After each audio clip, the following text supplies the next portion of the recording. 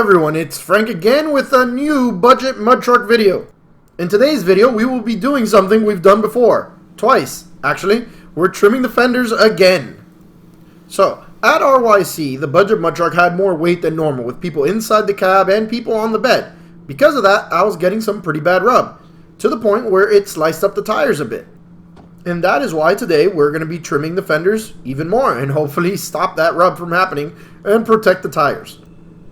As you can see, it did not have that much clearance before I did this final trimming, but since my suspension was pretty stiff, it wasn't really an issue. That is, until there was extra weight on the truck where it started rubbing. On the passenger side, you can actually see where the tire lifted up a chunk of the inside fender and just kind of bent it back. I pretty much had all the tools I needed for this, but I kept seeing people online using little pneumatic air cutters, and I thought, hey, that's pretty neat. I can fit that in tiny little spots. It'll be much easier than, the angle grinder or the plasma cutter. Boy, was I wrong. I don't know if it's the one that I bought from Harbor Freight is cheap as hell and doesn't work very well, or maybe the wheels I got for it suck, but this thing could not cut anything. So my advice to anybody that's planning to do this themselves, either don't use an air cutoff wheel at all and just use like an angle grinder, or if you do get an air cutoff wheel, do not get this one I got from Harbor Freight, because it sucks. Once I gave up on the air cutoff, I took out the angle grinder and it all went pretty smoothly from there. Other than a little hiccup at the end where I got a little bit of fire going, it wasn't bad at all.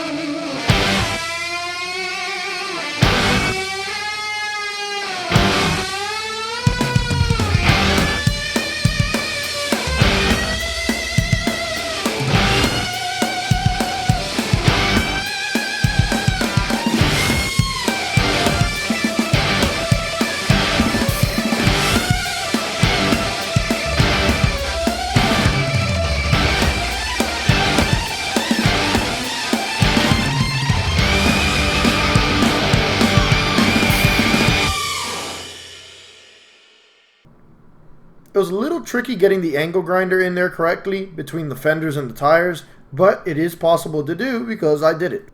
In hindsight, removing the wheel would have probably made things way easier, but I did not do that.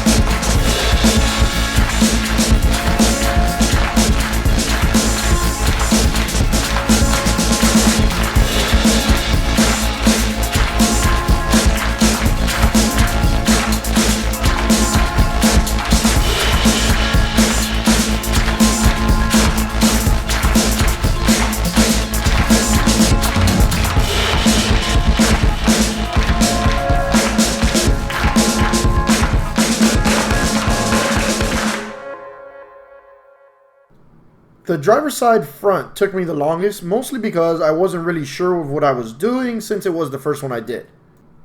But after I started the two rears, I was able to finish them extremely fast, and the front passenger side took about half the time it took me for the drivers. Which was nice, since I've already wasted way too much time cutting fenders on this truck.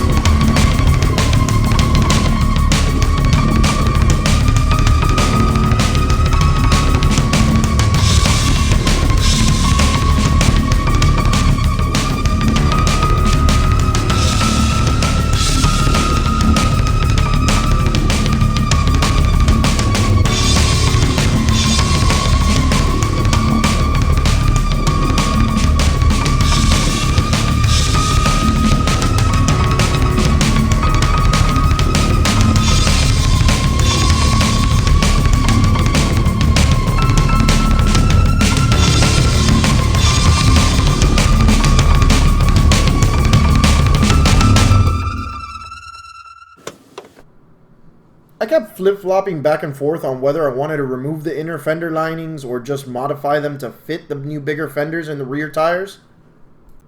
But in the end, I just ended up removing them all together. Mostly because it's easier to do and it allows better access to the underside of the truck. The only downside is, I guess it looks a little bit worse, but I've never cared about looks, so.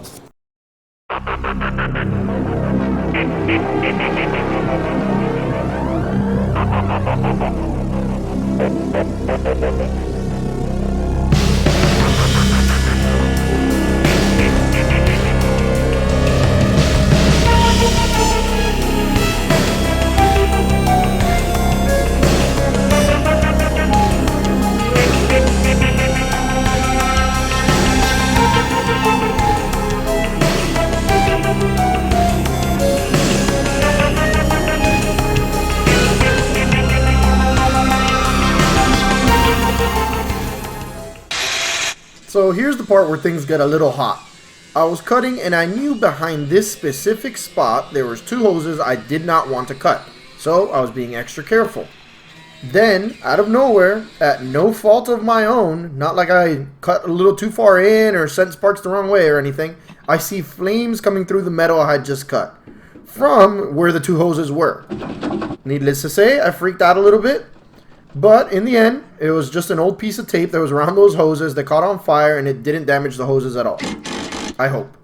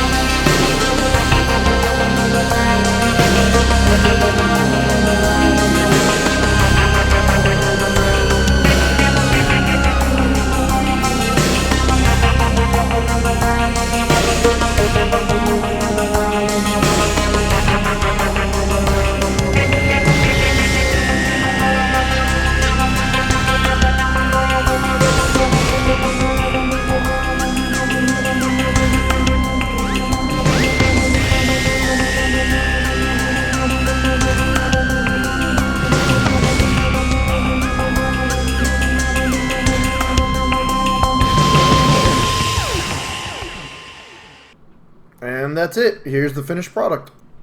Hopefully this is the last time I have to trim the fenders on this truck. Third time's a charm, right?